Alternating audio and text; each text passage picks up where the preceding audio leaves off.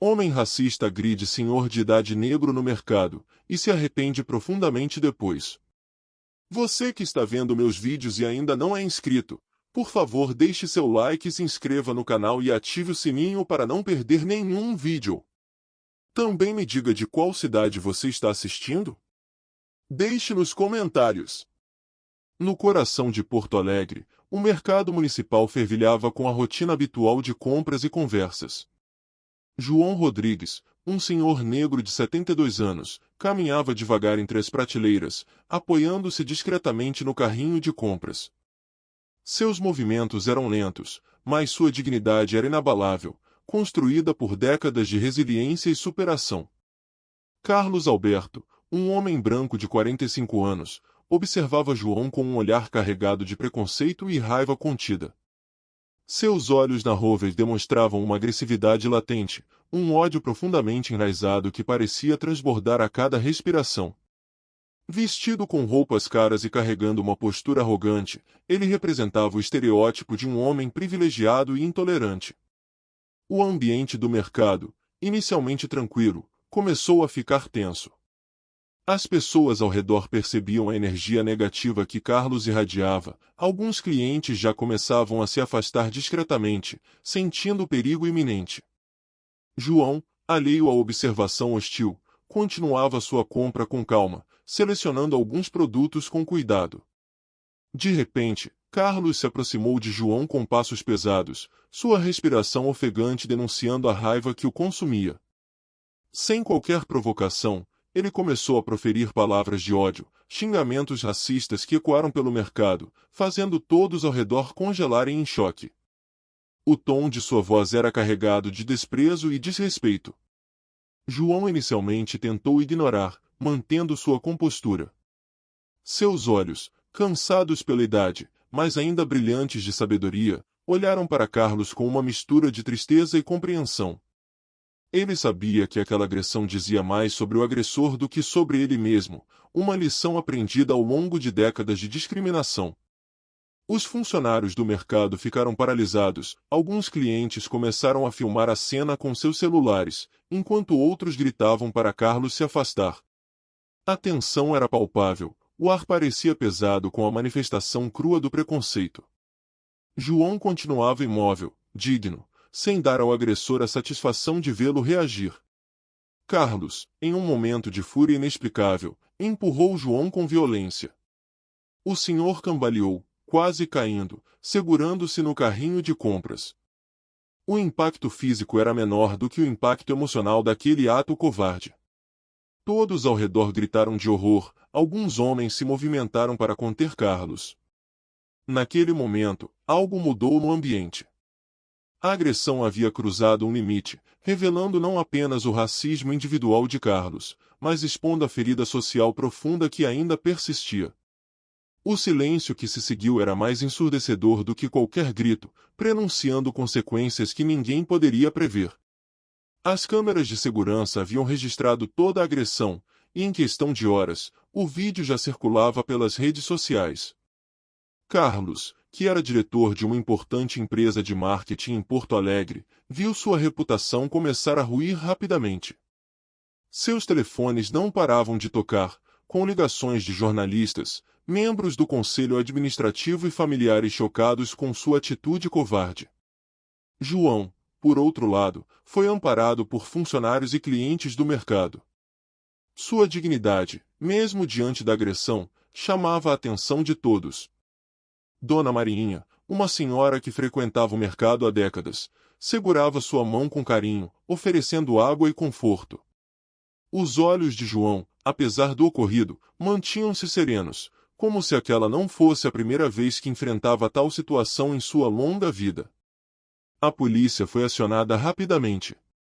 O delegado responsável, um homem negro chamado Roberto Santos, conhecia bem as nuances da discriminação racial. Ele não via apenas um caso de agressão, mas um símbolo dos conflitos raciais que ainda persistiam na sociedade brasileira. Seu olhar era simultaneamente profissional e pessoal, sabendo que cada caso representava uma batalha maior contra o preconceito estrutural. Carlos foi imediatamente afastado de suas funções na empresa. O Conselho Administrativo, pressionado por movimentos sociais e pela repercussão negativa, não teve alternativa senão tomar uma decisão drástica. Sua fotografia estava em todos os jornais, sua identidade exposta como o rosto do racismo brasileiro, um exemplo vivo de intolerância e violência gratuita contra um idoso. A família de Carlos entrou em estado de choque. Sua esposa, Renata, uma advogada respeitada, sentia vergonha e não sabia como lidar com a situação. Seus filhos, jovens universitários, foram imediatamente bombardeados por perguntas de colegas e professores. A mancha social se estendia além de Carlos, atingindo todos ao seu redor com uma força avassaladora. João, recuperando-se em casa, recebia visitas de amigos e vizinhos. Sua filha, Maria, professora de história, via naquele momento não apenas um ataque pessoal, mas a oportunidade de discutir abertamente as questões raciais que tanto lutava para combater. Ela sabia que a visibilidade do caso poderia ser uma importante ferramenta de conscientização. As redes sociais estavam em polvorosa. Hashtags de apoio a João e de repúdio a Carlos ocupavam os trending topics. Movimentos negros organizavam atos públicos, usando aquele caso como mais um exemplo da necessidade de combater o racismo estrutural. A agressão, que inicialmente parecia um ato isolado, transformava-se em um símbolo maior de luta social. Carlos, isolado em sua casa, começou um processo de autorreflexão profundo. Pela primeira vez em sua vida, era forçado a encarar seus próprios preconceitos, suas atitudes discriminatórias que sempre foram naturalizadas em seu círculo social privilegiado. A solidão o consumia, e a vergonha começava a corroer sua arrogância habitual. O sistema judicial começou a se movimentar. João foi convidado a prestar depoimento, não como vítima, mas como protagonista de uma batalha histórica contra o racismo. Seu depoimento, calmo e eloquente, revelava não apenas o ocorrido, mas décadas de experiências de discriminação silenciosa que havia enfrentado ao longo da vida. A sociedade brasileira estava dividida, mas majoritariamente unida contra o ato de Carlos. Discussões sobre racismo, privilégio e respeito ao próximo tomavam conta de rodas de conversa, ambientes acadêmicos e familiares.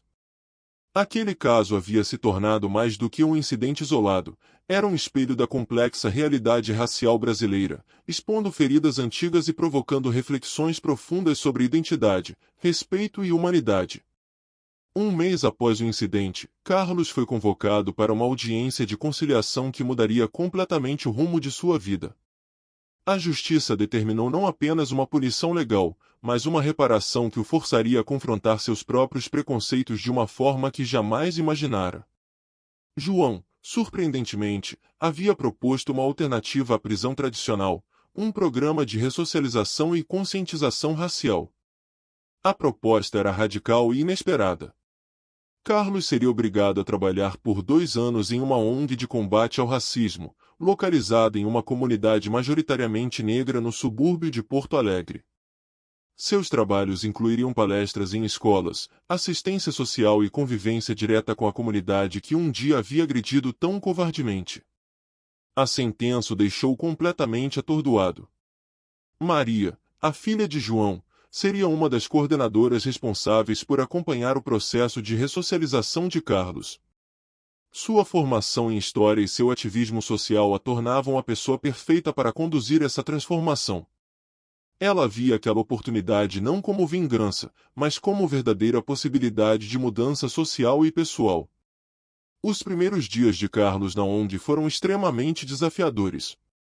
Suas mãos, acostumadas apenas com trabalhos de escritório, agora precisavam ajudar a construir bibliotecas comunitárias, reformar espaços educacionais e interagir diretamente com crianças e jovens negros. Cada olhar desconfiado, cada sussurro de desprezo fazia sentir o peso de suas ações anteriores. João, surpreendentemente, começou a participar de algumas atividades da ONG como conselheiro.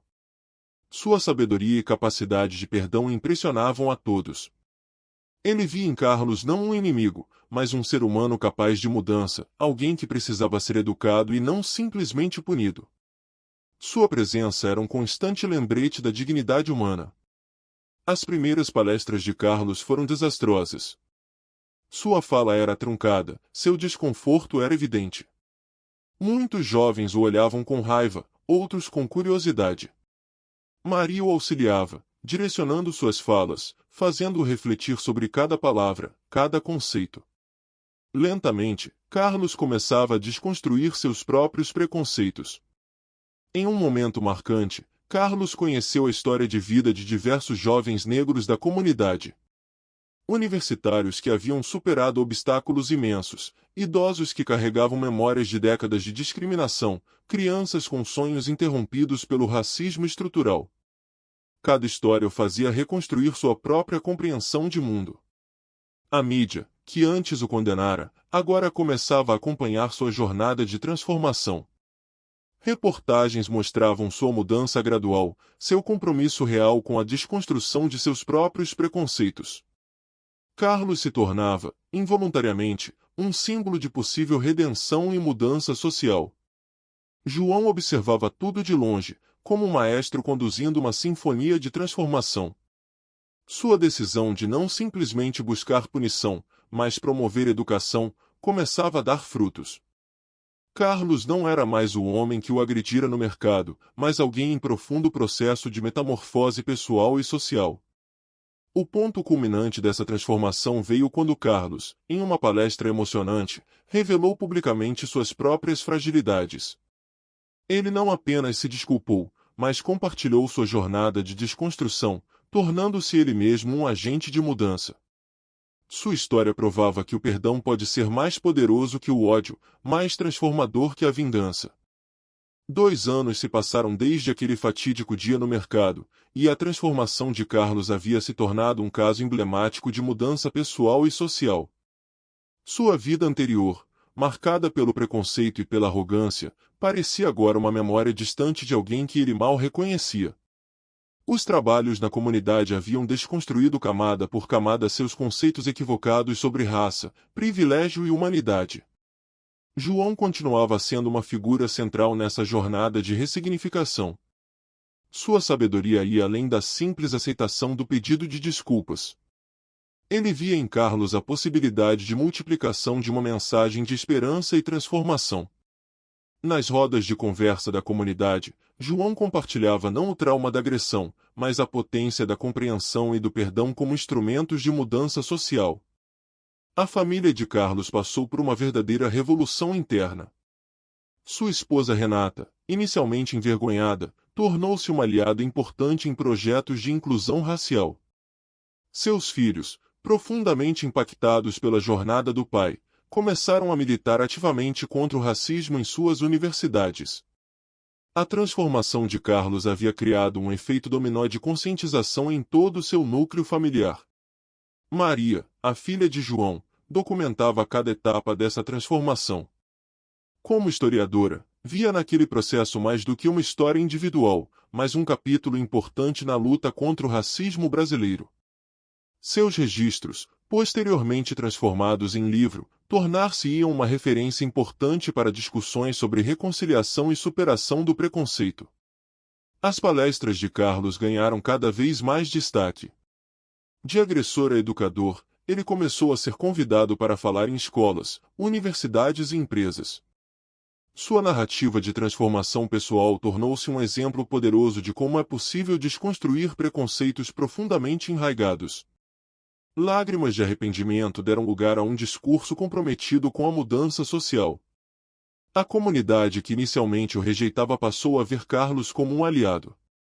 Seus projetos sociais começaram a ganhar reconhecimento, especialmente aqueles voltados para a educação e inclusão de jovens negros. Bolsas de estudo, programas de mentoria e iniciativas de valorização da cultura afro-brasileira passaram a ser sua principal missão.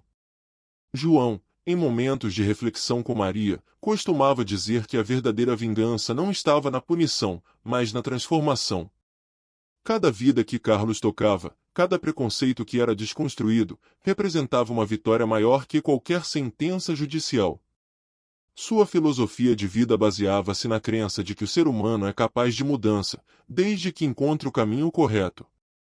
As redes sociais, que antes o condenavam, agora celebravam a jornada de Carlos. Milhares de pessoas acompanhavam sua história, inspirando outros a refletirem sobre seus próprios preconceitos. Ele se tornará um símbolo vivo de que é possível crescer, aprender e se transformar, não importa a idade ou o histórico de discriminação. A relação entre Carlos e João tornou-se quase como a de um filho que aprendeu com um pai sábio. Encontros periódicos, conversas profundas e um respeito mútuo que ia muito além daquele primeiro encontro violento no mercado. Juntos, eles provavam que o diálogo pode ser mais poderoso que o ódio, que a compreensão supera a discriminação. O legado dessa história ultrapassava os limites pessoais. Tornou-se um exemplo de como o perdão pode ser um instrumento de transformação social, como a empatia pode desconstruir anos de preconceito, e como cada indivíduo tem o poder de mudar não apenas a si mesmo, mas inspirar mudanças em toda uma sociedade. O momento decisivo chegou durante um evento nacional de combate ao racismo, onde Carlos seria o orador principal. O auditório estava lotado, representantes de organizações sociais, estudantes, líderes comunitários e jornalistas aguardavam ansiosamente para ouvir seu testemunho. João, sentado na primeira fila, observava com um misto de orgulho e expectativa o homem que um dia o agredira. Carlos começou seu discurso recordando aquele dia fatídico no mercado. Sua voz tremia, não de medo, mas de emoção profunda. Revelou detalhes íntimos de sua transformação, os momentos de vergonha, as lágrimas de arrependimento, os aprendizados dolorosos que o levaram a compreender o peso de seus atos preconceituosos. A plateia permanecia em absoluto silêncio. Naquele momento, algo extraordinário aconteceu. João foi convidado ao palco por Maria. Os dois, antes separados pela violência, agora estavam unidos pela mensagem de reconciliação. João abraçou Carlos, um gesto que simbolizava muito mais do que perdão pessoal, representava a possibilidade de cura para as feridas históricas do racismo brasileiro. A cena comoveu a todos. Lágrimas escorriam pelo rosto de homens e mulheres, jovens e idosos. Repórteres registravam aquele momento histórico, um símbolo vivo de que a transformação é possível. Carlos, em um ato de profunda humildade, pediu perdão publicamente não apenas a João, mas a toda a comunidade negra que um dia havia ofendido. O discurso de Carlos revelou camadas profundas de seu processo de desconstrução. Ele falou sobre privilégios não reconhecidos, sobre o racismo estrutural que o moldara, sobre a ignorância que o consumia antes daquele dia no mercado. Cada palavra era um pedido de desculpas, cada frase uma tentativa de reparação. João tomou a palavra. Sua fala não era de vitimização, mas de esperança. Contou sua própria história de vida, as batalhas que travara contra o preconceito, os momentos de dor e resistência. Mas também falou sobre amor, sobre a capacidade de perdoar, sobre a possibilidade de transformação que existe em cada ser humano. A plateia estava emocionalmente envolvida. Estudantes, ativistas, líderes comunitários viam naquele momento mais do que uma história individual, era um movimento de reconciliação nacional. Carlos representava a possibilidade de mudança, João simbolizava a força da dignidade e do perdão. Maria documentava a cada instante, sabendo que aquela cena seria um marco histórico na luta contra o racismo. Sua câmera registrava não apenas palavras, mas a transformação de dois homens que representavam cicatrizes e esperanças de toda uma sociedade.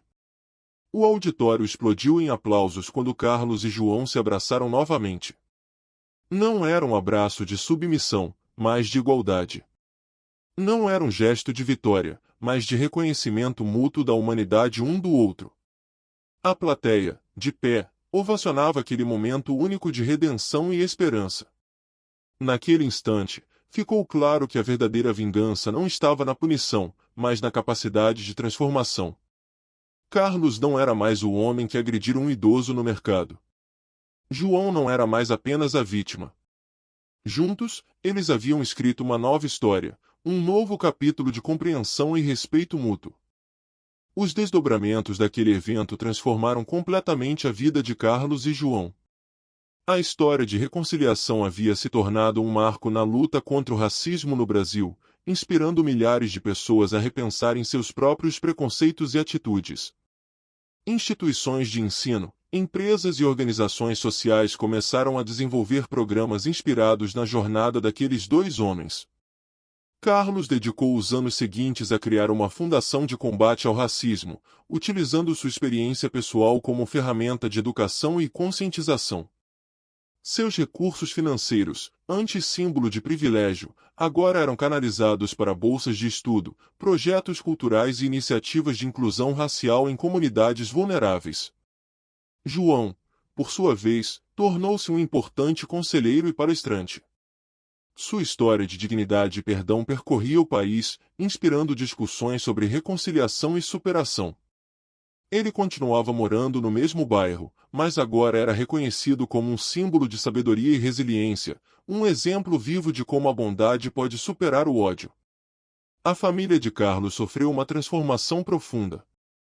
Seus filhos, completamente engajados em movimentos sociais, tornaram-se ativistas importantes na luta contra o racismo. Renata, sua esposa, desenvolveu projetos jurídicos de proteção a minorias, utilizando sua experiência como advogada para promover justiça social. Maria transformou toda a experiência em um livro best-seller, documentando não apenas a história pessoal de Carlos e João, mas contextualizando a luta contra o racismo no Brasil. O livro tornou-se referência em universidades, escolas e movimentos sociais, ampliando o impacto daquela história singular. As redes sociais e a mídia continuavam acompanhando a jornada de Carlos. Seus projetos sociais ganharam reconhecimento internacional, sendo convidado para palestras em diversos países. Ele havia se tornado um exemplo vivo de que a mudança é possível, de que o arrependimento pode ser transformador. João mantinha sua simplicidade, mesmo diante da fama repentina. Continuava frequentando o mesmo mercado onde tudo começou, cumprimentando a todos com o mesmo sorriso gentil. Sua filosofia de vida permanecia inabalável, a verdadeira vitória estava na capacidade de perdoar e de ver a humanidade no outro. A comunidade onde Carlos desenvolveu seus projetos sociais experimentou uma transformação significativa. Novos espaços culturais foram criados, programas educacionais foram implementados, e a conscientização sobre racismo ganhou novos contornos. O legado daquela história ia muito além de dois indivíduos. As instituições jurídicas passaram a olhar com outros olhos para casos de racismo, inspiradas pela abordagem restaurativa adotada no caso de Carlos. Novos modelos de justiça reparativa começaram a ser discutidos e implementados, usando a reconciliação como ferramenta principal de transformação social. O impacto daquela história extrapolava qualquer expectativa inicial. De um ato de agressão no mercado, nasceu um movimento de esperança, um exemplo vivo de que a mudança é possível quando há disposição para o diálogo, para a escuta e para a transformação pessoal e coletiva. 10 anos se passaram desde aquele momento no mercado que mudou para sempre as vidas de Carlos e João. O mundo havia mudado, mas a essência daquela história de transformação continuava inspirando gerações. Carlos, agora com 55 anos, havia se tornado um referencial internacional em projetos de reconciliação e combate ao racismo. João, com seus 82 anos, continuava sendo um farol de sabedoria e esperança. Sua presença em universidades, escolas e eventos sociais era sempre aguardada com expectativa. Jovens estudantes faziam fila para ouvi-lo, querendo compreender como foi possível transformar um ato de ódio em uma mensagem de amor e compreensão. A Fundação Carlos e João, criada como resultado daquela história, havia se tornado uma das mais importantes organizações de combate ao racismo no Brasil. Bolsas de estudo, programas de mentoria e projetos culturais beneficiavam centenas de jovens negros anualmente, criando oportunidades onde antes existiam apenas barreiras. Maria, que documentou toda a jornada, tornará-se uma reconhecida escritora e ativista social. Seu livro havia sido traduzido para dezenas de idiomas, levando a mensagem de reconciliação para além das fronteiras brasileiras. Documentários, palestras e adaptações para o cinema multiplicavam o impacto daquela história singular. Os filhos de Carlos seguiram os passos dos pais na luta social. Um deles tornou-se deputado, desenvolvendo projetos de lei que combatiam o racismo estrutural. A outra, professora universitária, continuava pesquisando formas de promover a justiça racial através da educação. A transformação de Carlos havia criado uma verdadeira corrente de mudança familiar. João, em seus momentos de reflexão, sempre dizia que o perdão não significava esquecer, mas sim ressignificar. Sua filosofia de vida havia inspirado milhares de pessoas a verem o potencial de transformação que existe em cada ser humano. Ele continuava morando no mesmo bairro, cercado de amor e respeito. A história que começou com um ato de agressão no mercado havia se tornado um símbolo nacional de esperança. Escolas começavam a usar o caso como exemplo de como o diálogo pode superar o ódio, como a empatia pode desconstruir preconceitos profundamente enraizados. Carlos e João haviam se tornado mais do que indivíduos, eram um movimento. As instituições jurídicas e educacionais haviam incorporado princípios de justiça restaurativa inspirados naquela história. Novos modelos de resolução de conflitos, baseados no diálogo e na compreensão mútua, começavam a substituir abordagens puramente punitivas. A semente plantada naquele dia no mercado havia germinado.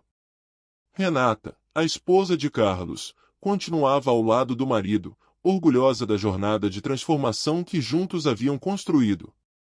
Seu escritório de advocacia havia se especializado em casos de direitos humanos, usando a experiência pessoal como motivação para lutar por justiça social.